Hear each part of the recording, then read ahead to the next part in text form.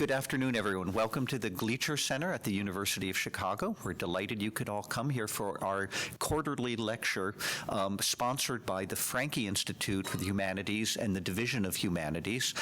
It's a chance for us to bring faculty from the University of Chicago downtown to an audience that may otherwise not have a chance to hear our faculty share some of the work that they are doing. Oftentimes faculty are, especially at Chicago, are thought of as being somewhat aloof people in their ivory tower and not being able to speak a language that's accessible to everyone. And we hope that these lectures disprove that stereotype and allow you to see some of the really interesting work and the creative work that many of our faculty do. And there can't be a better example of that than Jessica Stockholder, who will be speaking today.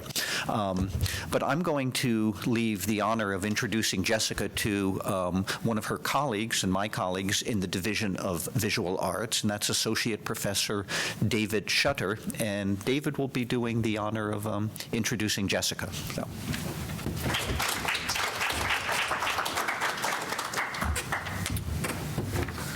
Good evening. Thanks all for coming. I've been given a somewhat impossible task this evening to introduce Jessica Stockholder in 2 minutes. However, I will do it, as we are friends. If I were to only read her exhibition records selectively, I could fill my allotted time. Or I could begin right in the middle by saying something like, Stockholder's innovations in the field of visual art at its nexus of painting, sculpture, and architecture are so influential that she has changed the way we see both our former conventions and perceive the edges of our new and complicated categorical borders. Something like that. Thank you, Jessica, for complicating our categorical understandings of the world and rendering our former conventions historical, as if contemporary life were not hard enough. With its sense of time ever more indefinably in flux and bound not to the elements, but instead to capital, images, and things. But perhaps that is in fact the point. After all, how would one navigate through such a world if one's eyes were sensitized to these phenomena? Might objects become strange, color heightened, form abstract, visual fields may dissolve and overlap, or material stuff might be at risk of both developing meaning and losing it? Sounds like a phenomenological investigation to me, if ever there was one, and one that considers being in the world as a complex station fraught with questions more than answers. Now, what if instead of pitching oneself into despair at this impassive act of thinking, one were to make art from that vantage, invent serious play with the material, and construct visual poetry out of the situation? To my mind, Jessica has been doing this in ever more sophisticated and elegant, sharp and uneasy instantiations since her beginnings to do so in the 1980s and 90s. And this is a reason her practice is always parallel to where and who we are. And a reason she is one of the most important artists of her generation. Ever more contemporary, ever perennial. It has been my great privilege and a profound learning experience to serve with Jessica in our Department of Visual Art at the university. In a few years, I have developed a deep respect and gratitude for her pedagogy, her eye and mind, and her boundless care for art as life and thought. And now I might digress from Jessica's philosophical vocations of practice to become more boilerplate because of the impressive and potential significance of it. Jessica has had solo exhibitions at the Renaissance Society at the University of Chicago, the Kunsthal Zurich, the Fundación La Caixa, Barcelona, the Dia Center for the Arts, White Cube, London, PS1 Contemporary Art Center, Musée d'Art Moderne, Saint-Étienne, the Aldrich Contemporary Art Museum, the Palacio de Cristal, Reina Sofia, Madrid, the Denver Art Center, the Vancouver Art Gallery, and GAM Turin. With recent major public installations, Color Jam here in Chicago, and Flooded Chambers Made in Madison Square Park, New York. It is my distinct pleasure and honor to introduce my dear friend, Jessica Stockholder. So I also have a difficult task in half an hour to do what I said I would do in the little blurb that accompanies this talk, to give you some sense of the origins and development of my work, and then talk about some recent work. I've got this set to just run through things while I talk, but the first image was of Color Jam that David mentioned that was here in Chicago at State and Adams. And this is of a work called Crosshatch that was just in Los Altos under the auspices of SF MoMA. And both of these works intersect an intersection, and that word intersect is kind of core to what I do. My work intersects its means, its parameters and edges and boundaries. To kind of start really at the beginning, I love color, always have, and I think color is emotive, and it's both tangible and intangible. It appears to be stuck on surfaces or embedded in surfaces, but it takes light to experience color, and it reflects off of things and onto bodies and fills air. So I've come to think about color as a kind of metaphor for the relationship between mind and body, and an emotional life too is intangible. One can't see feelings, though we have them and experience them and talk about them with each other. So color for me is both a phenomena that's exciting, like looking at beautiful flowers is exciting, but it's metaphoric for being human in those ways. And then I started as a painter. This next image that is about to come on is of a really early painting on unstretched canvas, and that's in that particular work I was interested in the space between the people in the painting as much as I was interested in the people, and that's still the case in my work. I'm very interested in the space between myself and viewers and the work. So there's the work is composed of material, but the body of the person looking at the work is part of the experience. And then this is all really early student work. In this work, you can see that I started to bring pieces of the wall into the work. I was studying with a sculptor, Maury Baden, who's still a very good friend of mine, and he was very critical of the unstretched canvas on the wall and talked about how easel painting is contextual. It's a small mirror of a wall. It's rectangular and it's rigid and it mirrors the wall that it's hanging on, and it's in that way meant for that context.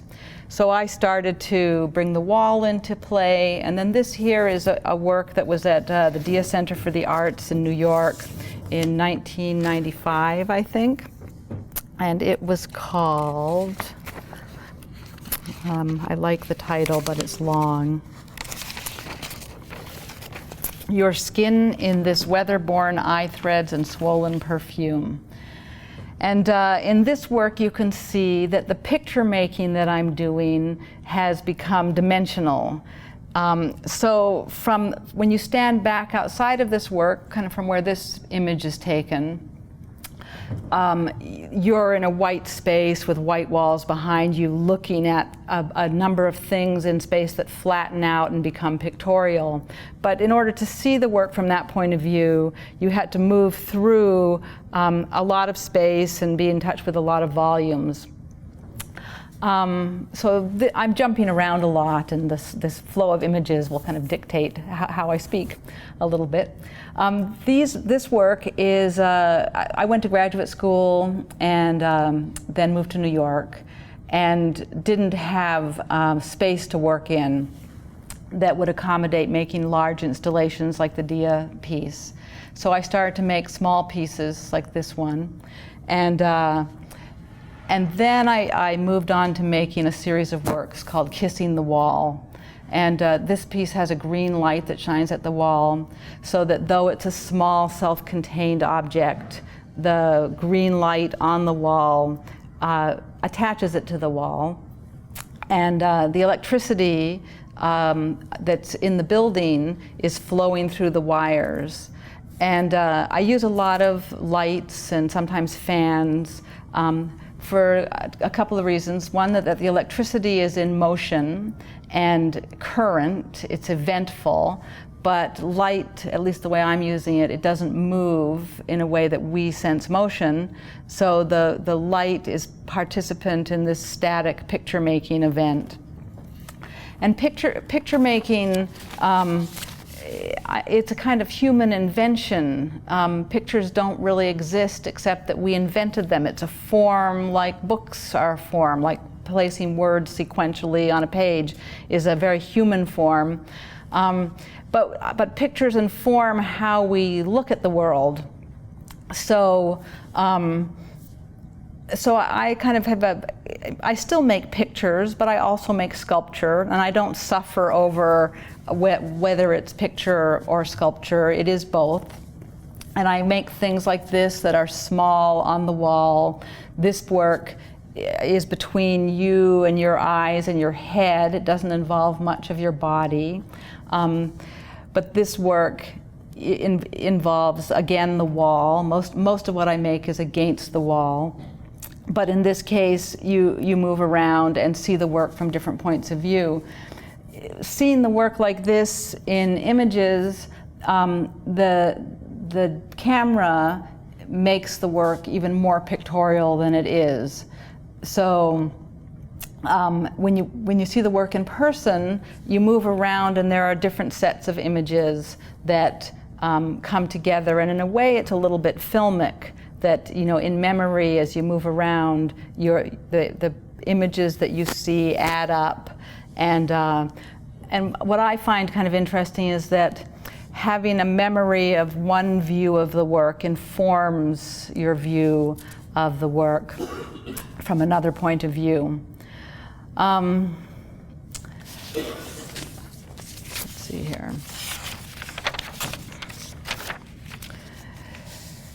So when the picture, I think in my work generally, I don't start with stories.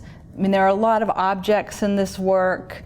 In this piece, there's carpet and there's fabric. Here, there's fans and skeins of yarn. And though all of those objects you can put a word to them, you know, fan. I'm not making this work from a verbal point of view. And I'm interested in how the experience of material is full of metaphor, and how I think that language is a metaphoric event, that language was developed in relationship to physical experience in the world. So the manipulation of formal event, whether it's picture making or the actual experience of material that you might trip over, those formal events behave and add up to a kind of metaphor for things that I feel strongly about. And so in relation to picture making and how the work grew away from being a flat painting, there was a kind of attack of boundary.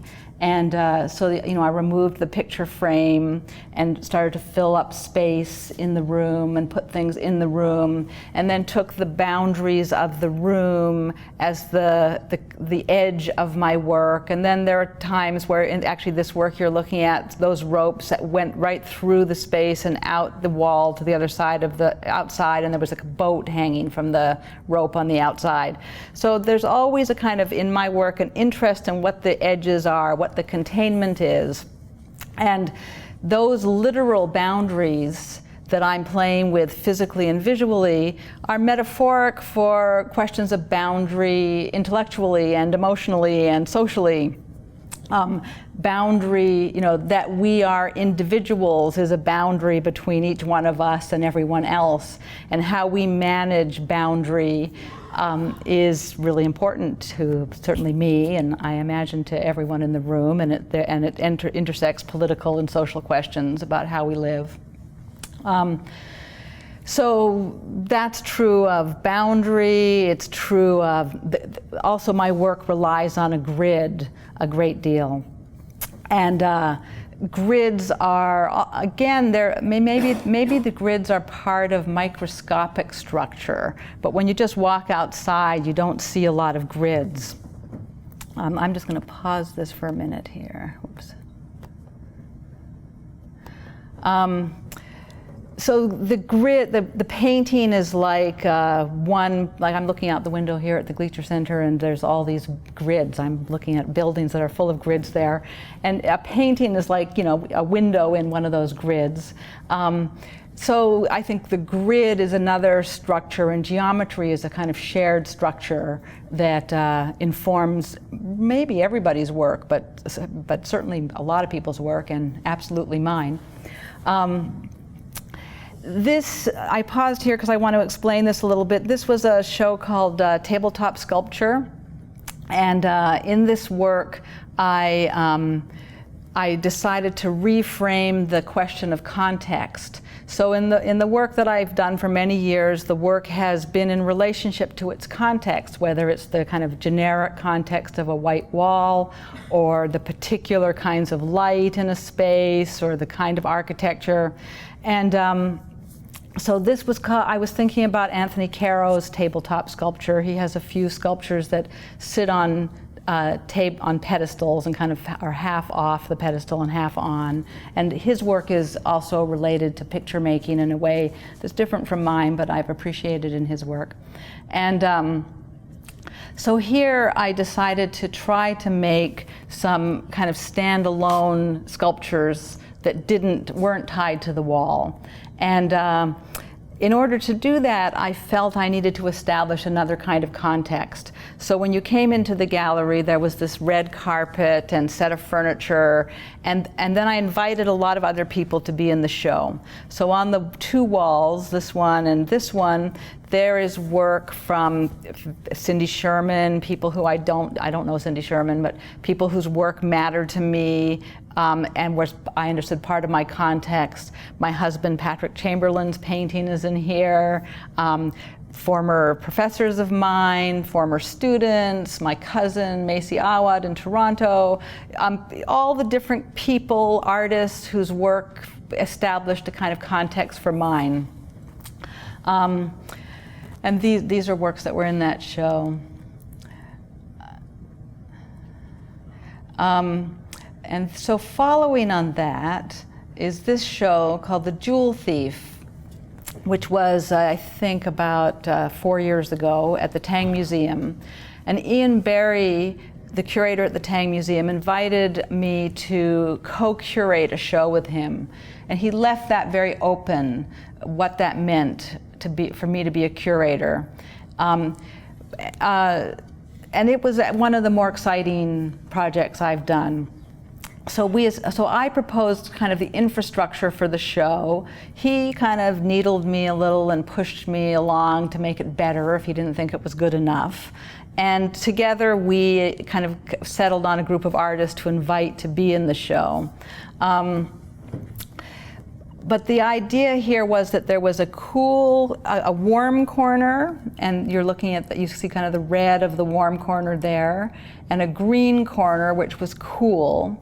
And through the center of the gallery, there's like a 2 foot by 2 foot pedestal at one end, and the pedestals get progressively larger until it's like an inside out room just outside the door of the gallery. And there was carpet on the floor in this green corner. In the red corner, where this picture's taken from, there's a kind of pedestal or platform. There's stairs up to it. So it was a play with the different forms of display. Art's displayed on pedestals, art shown in white cubes, kind of more living room kind of galleries with carpet. It's not so common now, but they certainly did exist, and people show work in their homes. Artwork, those are Jorge Pardo light fixtures hanging, the orange ones in the background there, and the one in the foreground is a Virgil Marty chandelier. So some of the art itself kind of merges with more utilitarian structures of architecture. So I was invited to do this show on the heels of the tabletop sculpture show. That, I think Ian had seen that show, and it kind of opened up that possibility for him. So then, this is a show that was at the Aldrich Gallery. Let's see if I have the title here.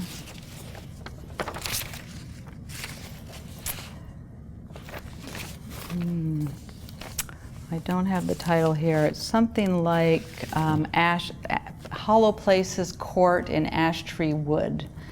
And the Aldrich Museum made available to me an ash tree that they had cut down from their yard, and it had been stored and dried for about 4 years. And I worked here with a screen printer to put these images on these pieces of leaning wood. And I also made these standing screens that are reflected in these 2 driveway mirrors. And here I was thinking about picture making again, but I grew up in Vancouver, BC in Canada, where just being in the city, you're aware of Native American art. It's everywhere. There are totem poles outside of museums and inside of museums, and part of what I really love are a lot of screen prints that they make that kind of take the traditional imagery and put it into a more Western pictorial format. But I started to think, when I lived in New York for 12 years, and then I lived in New Haven for 12 years before moving here. And when I moved from New York to kind of a suburban neighborhood outside of New Haven, I realized that people understand property in a pictorial way. And that property, the edges of property are a kind of boundary related to picture making.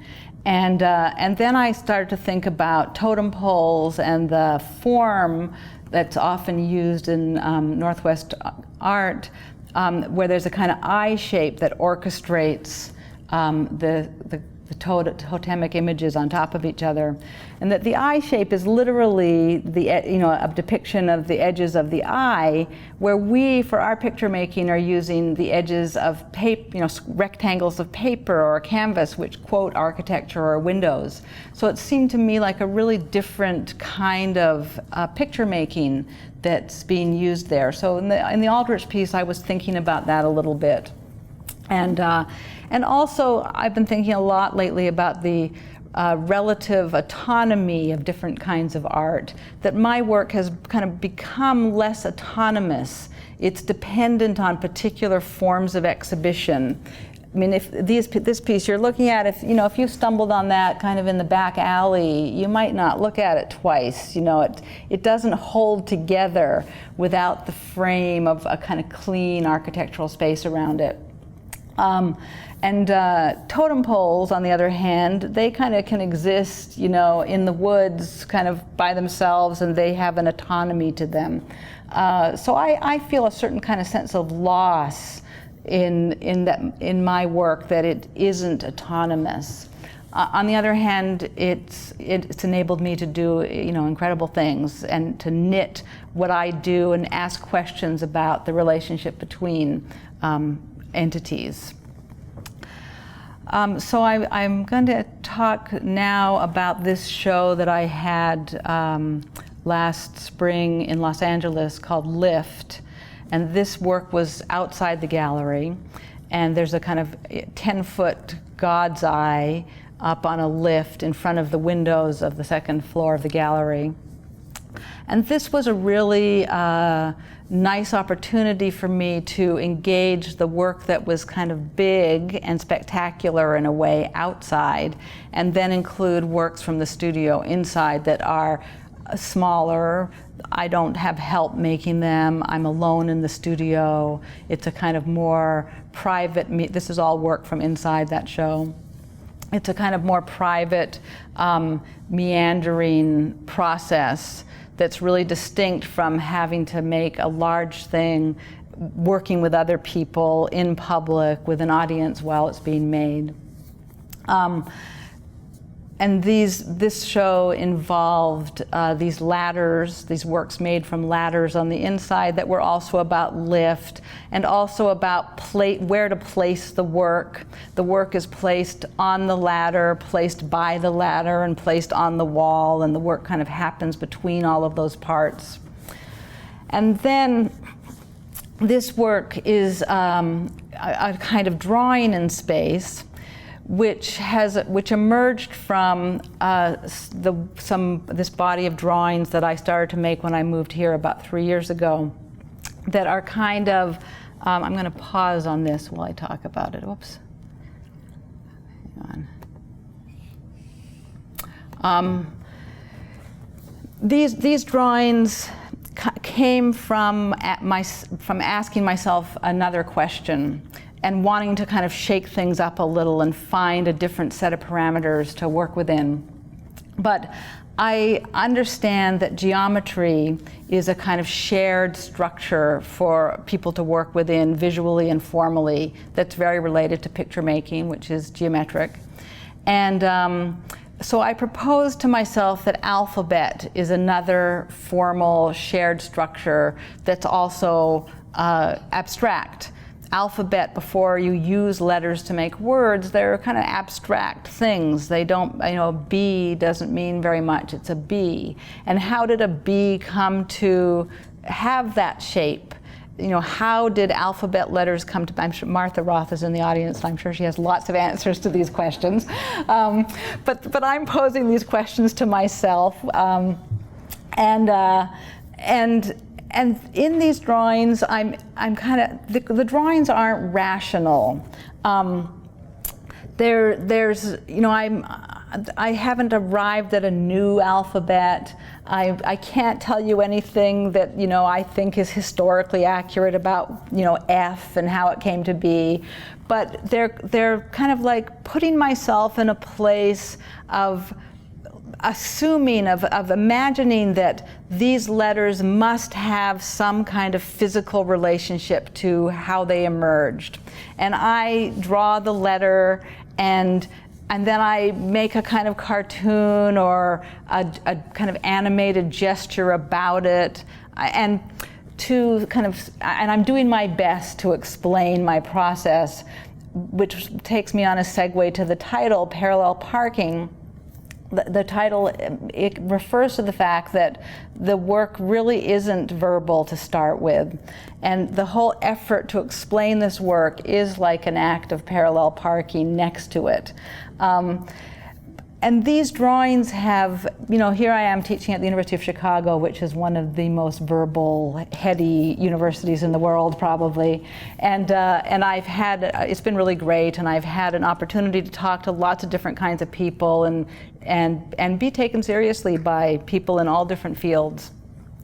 So I think in some way these drawings are also an effort for myself to try to understand the process of where these things come from. There's a gap between a symbol that in this work, like that could be a T as well as a cross, and here there's sort of a B. These symbols that we know and can immediately put language to, and these more eccentric marks that who knows where they come from. You can sit and you can draw something you're looking at, and some of these marks are generated by looking at something.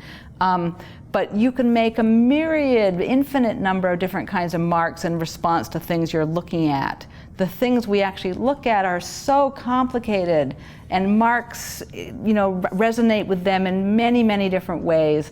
Or you can just find marks for who knows what reason why you start making a mark, why your hand does that kind of energy you have, or some, and probably we have an unconscious. I actually believe there is one inside me somewhere. So, what that part of my brain is doing. These drawings I find they're kind of the most exciting thing I'm doing right now. And then I have a couple images here. This is like unfinished work in the studio I took with my iPhone yesterday, thought to just share with you. And the next image after that is just a picture of my studio. So I thought then to just, open things up for questions and let the slides keep running along there.